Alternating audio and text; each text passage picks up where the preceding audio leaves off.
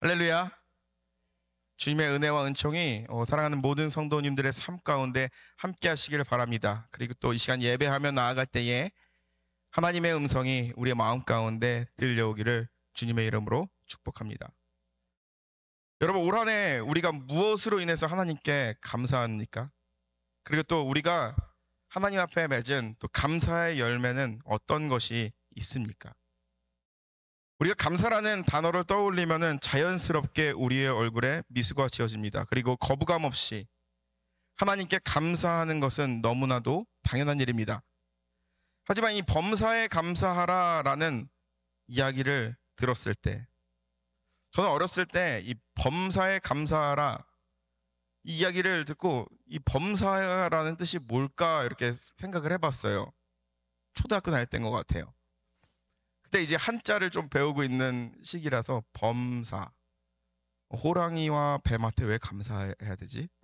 그런 생각을 했던 것 같아요. 사실 호랑이와 뱀 그런 의미가 아니죠. 항상, 늘 이런 의미를 가지고 있습니다. 범사에 감사한다라는 것은요, 어떠한 상황에서도 어떠한 일이든지 감사하라는 뜻입니다. 그런데 우리는 과연 범사에 감사하며 살아가고 있는지 우리 스스로 질문해 봤으면 좋겠습니다. 또 이렇게 생각이 들 때가 있죠. 어떻게 범사에 감사할 수가 있을까? 도저히 감당할 수 없는 상황에 어떻게 감사할 수 없는 그 상황 가운데도 어떻게 감사할 수 있을까? 이런 질문을 갖게 되죠. 우리는 또 이런 경우를 보게 됩니다. 어떤 사람은 나의 이야기가 아니라 다른 사람의 이야기입니다. 그런데 그 상황 속에서는 원망과 불평과 그리고 또 분통한 눈물을 흘려야 되는 것이 세상의 이치인데 그 상황 속에서도 감사하는 사람을 보면서 어떻게 저 사람은 저 순간에도 감사할 수 있을까라고 우리는 질문을 하게 됩니다. 감사를 하려면 사실 조건이 맞아야 되는 거 아닌가 솔직히 느끼기도 합니다. 하지만 이 감사라는 것은요, 조건이 맞을 때 하는 것이 아닙니다. 모든 일에 감사하며 하나님께 영광을 돌리는 것이죠. 어떻게 우리가 모든 일에 감사하며 은혜로 살 수 있을까? 그렇다면 좋겠지만 그렇지 못할 때도 있습니다. 여러분 이런 생각을 해보신 적 있나요? 어떻게 모든 일에 감사하며 살아갈 수 있을까? 그런 생각을 하고 있었다면은 여러분들은 혼자가 아닙니다. 우리 모두 그런 생각을 하고 있다라는 것이죠. 사실 우리는 치열한 세상에서 살다가 예배에 나옵니다. 세상은 경쟁 사회입니다. 기업이나 또 가게를 하나 운영해도 얼마나 경쟁이 치열한지 모르겠어요. 삶의 문제가 아니라 우리의 일상의 문제에서도 항상 우리는 경쟁하며 치열하게 살아가야 되는 것이 현실입니다. 예를 들어서 이제 추수감사절이 다가오면은 그 다음날이 블랙 프라이데이입니다. 아마 요즘에 블랙 프라이데이에 줄 서가지고 물건을 사시는 분들은 여기 없을 거예요. 그런데 저도 미국에 처음 와가지고 한번 해보고 싶었어요. 그 집사람한테 우리도 한번 가보자, 우리 한번 가보자. 안 가. 그런데 왜 그러냐면은 다 아는 거예요. 저는 줄 서가지고 물건을 사본 적이 있습니다. 그런데 우리가 요즘에 보게 되면은 이런 생각이 들죠. 요즘에도 줄 서가지고 물건을 사는 사람들이 있을까라고 생각하는데 블랙 프라이데이 때 거리를 다녀보면 많은 사람들이 그러고 있는 것을 우리는 보게 됩니다. 그것조차도 경쟁을 해야 되는 것이죠. 치열한 것이죠. 그런데 내가 원하는 것을 얻었을 때는 감사합니다라는 말이 나옵니다. 그런데 내가 원하는 것을 얻지 못했을 때, 그리고 내가 가지고 있는 것을 잃었을 때, 우리는 과연 감사할 수 있을까? 치열한 세상 속에서 살다 보면은 모든 것이 쉽지 않습니다. 근심과 걱정이 이 감사를 덮어버릴 때가 있습니다. 그 순간 우리는 고민하게 되는 것이죠. 그런데 그러한 상황 가운데 오늘의 메시지는, 오늘의 사도 바울의 말씀은요, 우리에게 말합니다. 범사에 감사하라. 우리가 이렇게 느낄 수가 있습니다. 범사에 감사하는 거. 어떻게 감사할 수 없는 상황 가운데 감사할 수 있습니까? 라고 말하면서 그건 다른 나라, 다른 세상에 살아가는 사람들의 이야기가 아닙니까? 라고 반문할 수가 있습니다. 그런데 이 범사에 감사하라라고 말한 사도 바울, 우리가 그의 인생을 보면은 우리는 그가 어떤 상황에서 이 이야기를 했는지 알 수가 있습니다. 제가 예전에 어떠한 미용실에 간 적이 있어요. 미용실에 갔는데 제가 그때 감기에 걸렸었어요. 그래서 마스크를 딱 쓰고 이렇게 앉아 있는데 그 미용실에서 머리 자르시는 분들이 그러더라고요. 왜 마스크를 쓰셨어요? 아, 감기에 걸려서요. 아, 그렇군요. 고생을 안 해서 그래요. 고생을 하면 감기도 안 걸린답니다. 근데 그 얘기를 딱 들었을 때 좀 속상하더라고요. Anyway, 그렇듯 사도 바울은 고생을 안 한 사람이 아닙니다. 고난을 몰아는 자가 아닙니다. 박해를 받던 사람이었고 감옥에서 많은 고난을 받았던 사람입니다. 그래서 데살로니가전서 2장 2절에 보면은 이야기합니다. 너희가 아는 바와 같이 우리가 먼저 빌립보에서 고난과 능욕을 당하였으나 우리 하나님을 힘입어 많은 싸움 중에 하나님의 복음을 너희에게 전하였노라. 사도행전 16장에 보게 되면 또 이런 이야기가 있습니다. 바울과 실라가 이 빌립보라는 데 가게 됩니다. 그러면서 거기서 귀신 들린 여종이 있었어요. 그 여종 안에 있는 그 귀신을 쫓아내줍니다. 그리고 자유케 됩니다. 너무나도 기쁜 소식이죠. 그러면서 복음을 전하고 있는데 이 귀신 들린 여종으로 점을 보던 그 주인이 수입이 끊겼어요. 그래서 사람들과 더불어서 사도 바울과 이 실라를 고소하게 됩니다. 사람들은요, 이 사도 바울을 때리기도 하고 옷을 찢고 감옥에 가두게 됩니다. 발에는 착고라는 쇠사슬이 묶여 있습니다. 그거 착고가 뭐냐면은 죄수가 들어가게 되면은 나한테 한 발에 쇠사슬을 묶고 그 옆에 한 사람에게도 쇠사슬을 묶는 거예요. 그렇게 3명 이상 놓으면은 도망을 가지 못하겠죠. 그렇게 묶여서 있던 것이 바로 사도 바울이었습니다. 그런데 여기서 고난이 끝나지 않습니다. 고린도후서 11장 23절에 보면 얘기합니다. 그들이 그리스도의 일꾼이냐 정신없는 말을 하거니와 나는 더욱 그러하도다. 내가 수고를 넘치도록 하고 옥에 갇히기도 더 많이 하고 매도 수없이 맞고 여러 번 죽을 뻔하였으니. 이것이 사도 바울의 삶이었습니다. 예수님을 만났습니다. 그러면서 자신의 삶이 온전히 변했어요. 그러면서 이제는 예수님을 위해 살겠다라고 고백했습니다. 그런데 그에게 다가오는 것은요, 예수님 만나기 전에 삶보다 더 고통스러운, 고난스러운, 목숨이 위태위태한 삶의 연속을 살았던 것이 사도 바울의 인생이었습니다. 그런데 이러한 삶 가운데 사도 바울은 고백합니다. 범사에 감사하십시오. 여러 가지 인생의 어려움 중에서도 사도 바울이 한 가지 소원이 있다면 그의 한 가지 소원은 바로 무엇입니까? 하나님의 뜻대로 사는 것입니다. 하나님의 뜻이 이루어질 수 있다면 자신의 생명조차도 아끼지 않는다라고 고백했던 것이 바로 사도 바울의 삶이었습니다. 그러면 사도 바울이 그토록 쫓았던 하나님의 뜻은 무엇일까요? 그리고 성경은 우리에게 질문합니다. 나를 향한 하나님의 뜻은 과연 어디에 있는가? 나를 향한 하나님의 뜻, 이것을 생각하면은 갑자기 말을 할 수 없는 사람들도 있을 것입니다. 대단해 보이기도 하고 의외로 소소해 보이기도 합니다. 그런데 오늘 우리가 읽었던 이 성경은요, 2가지에 대해서 얘기합니다. 4장 3절에 보면 이렇게 얘기합니다. 하나님의 뜻은 이것이니 너희의 거룩함이라 음란을 버리고. 하나님의 뜻은 거룩합니다. 그러면 거룩함은 무엇입니까? 성경에서 말하고 있는 거룩함은 특정한 목적을 위해서 따로 구별된 상태를 의미합니다. 여러분, 구약에 제사를 드릴 때 많은 짐승을 드립니다. 양도 드리고 소도 드리겠죠. 그런데 하나님 앞에 바쳐진 이 소는요, 거룩한 소입니다.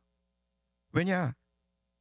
이 소가 깨끗해서 아니면은 이렇게 발육이 좋아서 거룩한 소가 아니죠.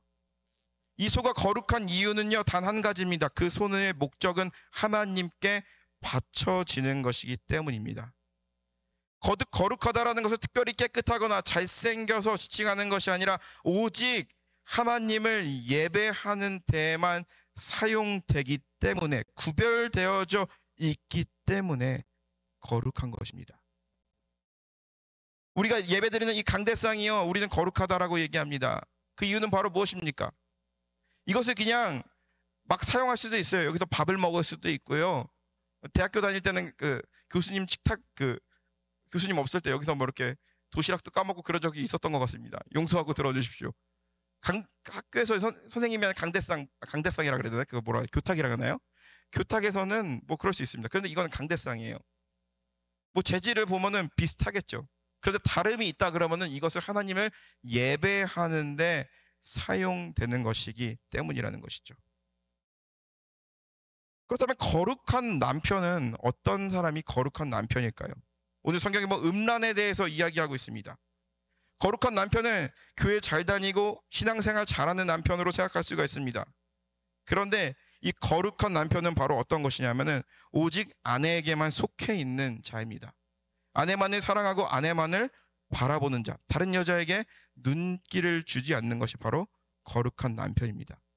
그래서 이것이니 너희는 거룩하라, 그리고 음란을 버리라 라고 이야기하는 겁니다. 거룩한 남편이 된다는 것은 바로 어떤 것입니까? 싱글 포커스, 하나에게만 초점을 맞추는 것입니다. 즉 우리가 거룩한 성도가 된다는 것은 바로 무엇입니까? 거룩한 자가 된다는 것은요, 우리의 싱글 포커스를 하나님께 맞추는 것입니다.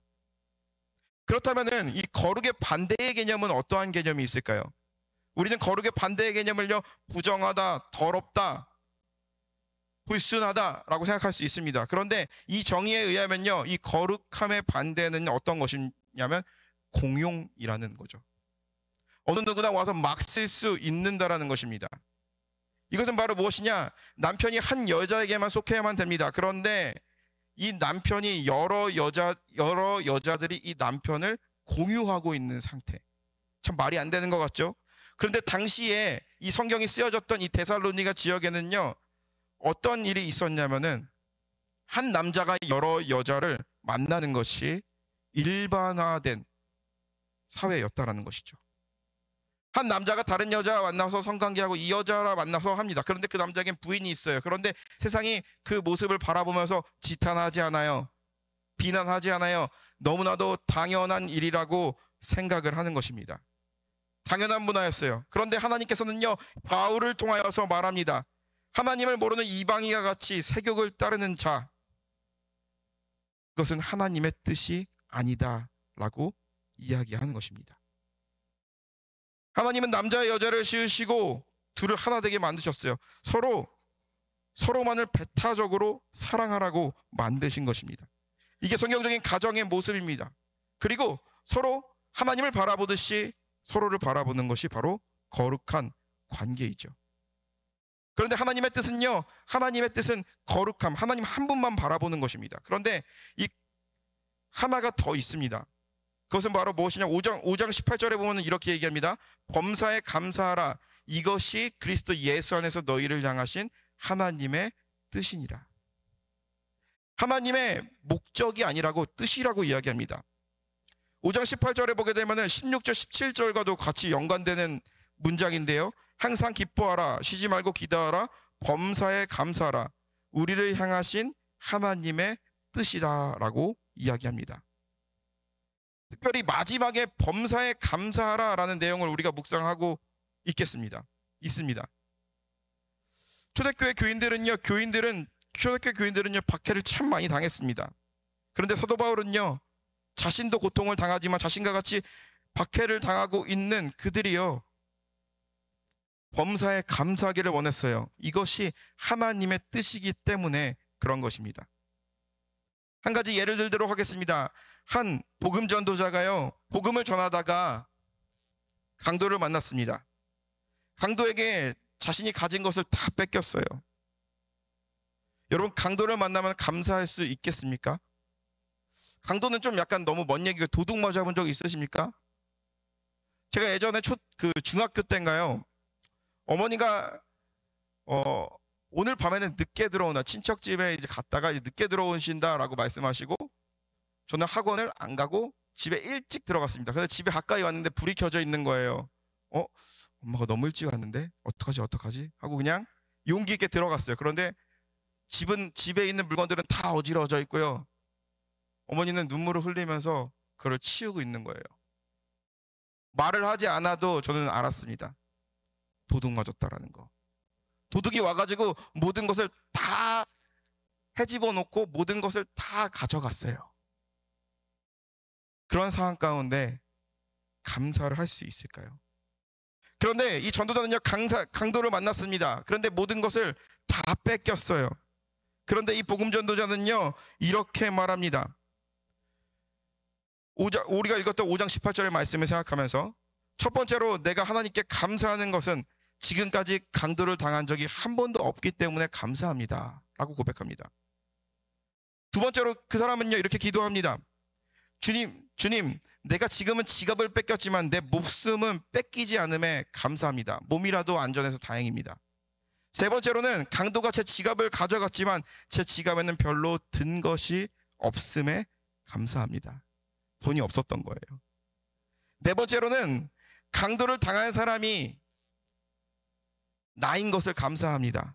내가 다른 사람의 돈을 빼앗은 것이 아니라 다른 사람이 내 것을 빼앗아 감에 감사합니다. 내가 사기꾼이 아니라 차라리 내가 사기를 당한 것이 감사합니다. 라고 고백하는 것이죠. 이렇게 고백합니다. 모든 일에 감사할 이유가 있는 것입니다. 우리는 살면서 마치 강도당한 사람처럼 감사할 것이 아무것도 없는 그런 상황 가운데 서 있을 때가 있습니다. 그런데 우리가 그 순간에서도 이유를 찾아보면 감사할 만한 이유가 우리의 삶 가운데 벌어진다는 것이죠. 모든 일들, 모든 상황 안에서 그 상황 속에서 여전히 하나님께 감사하는 삶이라는 것입니다. 전도자는 강도 만난 것에 대해서 감사한 것이 아니라 강도 만난 그 상황 가운데 하나님이 나와 함께 하심을 감사한 겁니다. 우리가 오늘 읽은 말씀을 영어 성경을 보면 이렇게 얘기합니다. Give thanks in all circumstances. 여기 보면은 in이라는 전치사를 썼어요. In all circumstances. 이 말은 바로 무엇입니까? 모든 상황 때문에 그 모든 상황이 감사하다라는 것입니다. 모든 상황 때문에 어떠한 사건이 있기 때문에 감사한 것이 아니라 하나님이 나와 동행해 주셨기 때문에 감사한다라는 것이죠. 모든 상황이 감사하다라는 것이죠. 쉽게 말하면 그겁니다. 만약에 어떠한 상황이 감사한다라면은 for all circumstances라고 썼겠죠. 모든 상황 때문에 감사합니다 라고 얘기했죠. 그때 사도 바울은 고백합니다. 모든 상황 그 자체가 감사하다라는 것이죠. 이것은 거죠. 나의 자녀가 좋은 직장에 취업했기 때문에 감사합니다. 내가 병을 앓고 있는데 그 병이 완전히 치유됐기 때문에 조건과 이유가 붙는 것이 아닙니다. 사도 바울이 말하는 감사는 바로 무엇이냐면은 내가 원하는 대로 되지 않고 내가 바라는 대로 갖지 않고 내가 가진 것을 혹시라도 잃었을지라도 하나님께 감사한다라는 믿음의 고백이라는 것이죠. 어떠한 상황이 있다 할지라도 하나님의 신뢰함으로 믿음으로 감사를 드리는 것이 바로 범사에 감사하는 믿음이라는 것입니다. 마가복음 8장에 보면 많은 사람들이요 예수님을 따라다녔습니다. 그런데 사흘 동안 먹을 것이 없어서 굶주렸어요. 예수님이요 그들이 집에 돌아갈 때 길에서 쓰러지지 않을까 이렇게 걱정했겠죠. 그래서 예수님은 제 아들에게 물었습니다. 너희에게 무엇이 있느냐? 제 아들은 말합니다. 저희에게 빵 7개가 있습니다. 오병이어의 기적과 다른 기적입니다. 많은 사람들이 너무 많아 이 7개로 많은 사람들을 먹이기에는 턱없이 부족했습니다. 그런데 예수님께서는요 그 빵 7개를 들어 감사 기도하셨습니다. 그리고 떼어 제 아들에게 나눠주게 된 것이죠. 그 결과 모든 사람들이 배불리게 먹고 7 광주리가 남는 7병이어의 기적이 일어났던 것입니다. 여기서 예수님께서 감사하신 것은 사람들이 굶주린 상황에 대해서 감사한 것이 아닙니다. 저들이 굶주려서 감사합니다 라고 말한 것이 아니라 하나님께서 주신 작은 것이라도 받아들이며 그 안에서 역사하실 하나님의 은혜에 감사한 것이죠. 바로 그 감사가 기적의 출발점이었다라는 것이죠. 굶주린 상황 안에서 하나님께 감사한 건데요. 왜 그러냐? 지금은 빵이 별로 없지만 하나님께서 채워주심을 믿기 때문에 감사한 것이고, 두 번째로는 빵이 별로 없지만 빵보다도 더 중요한 하나님이 지금 우리와 함께 계신다라는 것에 대해서 감사한 것이고, 또 이 사건을 통하여서 제자들의 믿음이 견고해지고, 그리고 또한 이것을 통하여서 그의 믿음이 강해질 것에 대해서 감사했던 것입니다. 여러분, 우리가 감사라는 것은요, 보이는 것에만 감사하는 것이 아니라는 것이죠. 그 말은 바로 무엇입니까? 보이는 것, 내가 경험했던 것, 내가 느껴지는 것에 대해서는요, 세상 사람들도요, 그리스도인들도요, 다 감사할 수 있습니다. 그런데 진정한 믿음은 바로 무엇이냐? 범사에 감사한다라는 것은 바로 무엇이냐? 우리는 보이지 않는 하나님을 믿기 때문에 어떠한 상황에 있다 할지라도 하나님을 믿는 믿음으로 감사하는 것이 바로 오늘의 말씀의 핵심인 것입니다. 예수님께서 사용하신 이 감사라는 단어는요, 이 데살로니가 전서에 나오는 감사의 단어랑 똑같습니다. 감사는 냉혹한 현실을 바라보며 고개를 떨구고 있는 우리로 하여금 하나님을 바라보는 원동력이 됩니다. 절망스러운 상황에서도 그래도 하나님이 나와 함께 계심을 감사하며 나아갈 때에 하나님의 임재를 경험하게 되는 것입니다. 감사는요, 하나님의 임재의 문을 여는 열쇠입니다. 우리가 열쇠가 있어야지만 문을 열 수가 있습니다. 열쇠가 없이는 결코 문을 열 수가 없습니다. 그런데 우리에게는 믿음이라는 하나님의 임재의 문, 감사의 문을 열 수 있는 그런 열쇠가 있습니다. 절망스러운 상황 가운데도 세상 사람들이 바라보기에는 감사할 수 없는 상황임에도 불구하고 나의 믿음의 열쇠를 들어서 문을 열었을 때에 하나님의 임재가 우리에게 느껴지는 것입니다. 단순히 말로 하는 것이 아니라 우리가 고백하며 나아갈 때에, 어떠한 상황에서도 감사하며 나아갈 때에 이 감사는요, 우리를 변화시키고요, 주변과 우리 환경을 변화시키는 것을 우리는 알 수가 있습니다.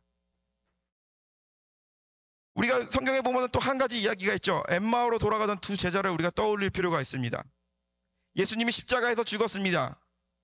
그런데 너무나도 실망하고 낙담하여서 두 제자는요, 자신의 고향 엠마오로 향하고 있었습니다. 그들은 자신에게 어떠한 소망이 있느냐라는 감정이 있었습니다. 그들에게는 너무나도 괴로운 감정이었어요. 그것은 그들에게 거짓이 아닌 진실이었어요. 이제 어떻게 살아가냐 하면서 막막한 상황이었습니다. 그런데 그 둘의 동행 가운데 한 명이 더 오게 됩니다. 그러면서 그들과 함께 이야기를 나누기 시작합니다. 그런데 그 두 사람은요, 자신 옆에 걸어가는 사람이요, 누군지 몰라요. 그런데 그와 얘기하며 나아갈 때에 그들의 마음이 따뜻해지기 시작했어요. 저녁이 되어가지고 같이 식사를 하기 위해서 한 테이블에 모였습니다. 그런데 낯선 그 사람이 빵을 들고 감사 기도하신 후에 떼어 제 아들에게 나눠줬을 때 그들의 눈이 열리기 시작합니다. 비로소 자신과 함께 했던 사람, 우리가 제자들이 절망에 있었을 때에 자신과 함께 동행했던 그 사람이 예수 그리스도였다라는 그 사실을 제자들은 알게 됩니다. 그러면서 그들은 절망의 늪에서 벗어나게 됩니다. 이것의 원인은 무엇일까요? 예수님께서 그들 앞에서 감사하였기 때문에, 감사할 수 없는 그 상황 가운데도 감사하는 그 모습을 바라볼 때에 영적인 눈이 띄어졌다라는 것입니다. 제가 아침에 오전에 가는 교회에 90세 드신 권사님 한 분이 계십니다. 근데 그분이랑 같이 수련회를 간 적이 있는데, 이분을 바라보면서 제가 많은 생각이 들었어요. 차에 타는 순간, 아이고, 감사합니다. 그럴 수 있잖아요. 그런데 또 이제 갑자기 또 차가 막혔어요. 차가 막혔는데도, 아이고, 감사합니다. 아이고, 감사합니다. 아이고, 감사합니다. 감사함이 입에서 끊이지 않는 거예요. 그러면서 제 마음 가운데, 뭐가 그렇게 감사한가, 그런 생각이 든 것이 아니라, 나는 저 할머니 권사님처럼 감사하며 살아가고 있는가. 범사에 감사하다라고 이야기했는데, 하라라고 오늘 설교도 하잖아요. 그런데 저 할머니 권사님처럼 내가 저렇게 감사하며 살아가고 있는 인생인지 다시 한번 돌아보게 되었습니다. 이처럼 그 할머니가 어떠한 상황 속에서 감사를 외치며 감사를 고백하며 나아갈 때, 그것을 바라볼 때 주위 환경이 바뀐다라는 거죠. 감사는요, 마치 전염병과도 같습니다. 예를 들어서 그런 것이죠. 우리의 입술 가운데 감사가 넘치면 주위 사람들이요, 감사가 넘치는 삶으로 변화하게 됩니다. 그런데 반면에 이 부정적인 생각도요, 부정적인 메시지도요, 역시 똑같다라는 거죠. 예를 들어서 그렇잖아요. 제가 이제 학교 다닐 때, 이제 대학교 때 이제 학생회장이었잖아요. 그래서 이제 신학생들을 데리고 수련회를 갔어요. 수련회를 가가지고 이제 너무나도 은혜를 참 많이 받았어요. 그러면서 이제 수련회를 마치고 이제 학생회 사무실에 모여가지고 삥 둘러 앉아가지고 우리가 수련회에 대해서 피드백을 합시다 했습니다. 그런데 첫 번째 말한 한 학생이 얘기합니다. 난 이번 수련회 가서 정말 하나님이 진짜 나를 사랑하는구나. 그리고 많은 사람들이 은혜를 받는 것을 보면서 이제 앞으로 나의 삶이 변화해야겠다. 더 좋은 목사가 돼야겠다. 라는 그런 고백을 하게 됩니다. 한 사람 한 사람 말하는데 더 큰 은혜를 고백하는 거예요. 더 큰 은혜를 고백하는 거예요. 분위기가 너무 좋았어요. 너무나도 행복했어요. 그런데 이제 저는 지도자의 입장에서 너무 좋은 것만 얘기하지 말고 우리가 꼭 짚고 넘어가야 될 부분이 있으면은 말해보세요. 라고 하자 그 다음 사람이 컴플레인을 하기 시작합니다. 그 다음 사람도 컴플레인 하기 시작합니다. 그 다음도 다음 사람 이 회의가 점점 부정적으로 흘러가는 겁니다. 그래서 마지막 사람이 하는 말이 이 수련회는 가지 말았어야 됩니다. 라고 끝이 나는 거예요. 그것을 통해서 느낀 거는 바로 무엇이냐? 회의 때 부정적인 이야기를 하지 말라. 그것이 아니라요. 이 감사라는 것은요. 전염된다라는 것이죠. 우리가 인생 살아가면서 가장 재밌는 게 뭡니까? 다른 사람 욕하는 거잖아요. 보이지 않을 때. 그러면서 우리가 살아갈 때가 있지 않습니까? 처음에는 나는 저런 얘기 하지 않을까 하는 얘기 아니야. 근데 옆에서 살짝 들어보면은 재밌어요. 그러면서 이렇게 조금씩 이제 하다가 또 한마디 거들고 하다 보면은 이제 나도 거기 속해 있는 거예요. 처음에는 나쁜 감정이 없었는데요. 그 나쁜 감정이요. 점점 커지게 된다라는 것이죠. 이렇게 양면성이 있는 것입니다. 거룩함과 동시에 감사를 이야기하였습니다. 거룩함과 동시에 감사. 거룩하다라는 것을 하나님께 싱글 포커스, 하나님만을 바라보는 것입니다. 그리고 감사는 어떠한 상황에서도 하나님께 감사하는 것입니다. 내가 원하는 것이 얻지 못한다고 할지라도, 내가 갖고자 하는 것을 갖지 못한다고 할지라도, 내가 가지고 있는 것을 빼앗긴다고 할지라도 그 순간에서 눈물을 흘리면서까지 감사를 하는 것이 진정한 신앙인인 줄로 믿습니다. 그것을 볼 때에 우리의 주변의 환경이 변화하게 됩니다. 우리의 자녀들이 볼 때에 그것이 이들의 삶 가운데 중요한 핵심이 됩니다. 저는 사실 그 자녀를 3년 길러봤죠. 희지가 3살이니까. 그런데 이제 가끔 가다가 이제 저도 이제 화날 때 있잖아요. 그 애들 앞에서. 그럴 때 이제 저는 그냥 무심코 그냥 그러고 지나갔는데 어느 날 희지가 속상한 일이 있는데 막 이러더라고요. 제 모습이랑 똑같아요. 그러면서 저는 깜짝 놀랐어요. 얘가 이걸 보고 배우는구나. 근데 반면에 지난주에 기도를 이제 자기 전에 기도를 하는데요. 자기 전에 기도를 이제 하는데 이제 매일 이제 제가 기도를 하거든요. 그런데 오늘은 희지가 한번 기도해 볼까? 그러니까 하겠대요. 그런데 제가 매일 하는 기도를 똑같이 따라해요. 다 외우고 있었던 거. 그리고 마지막에는 예수님의 이름으로 기도합니다라고 맞춰야 되는데 하나님 예수님한테 텔해 주세요. 아멘. 그리고 기도를 마치더라고요. 그러면서 저는요, 저희 집이 거룩합니다라고 얘기하는 것이 아니라 또 가슴이 철렁했어요. 이 아이가 보고 배우는 게 분명히 있구나.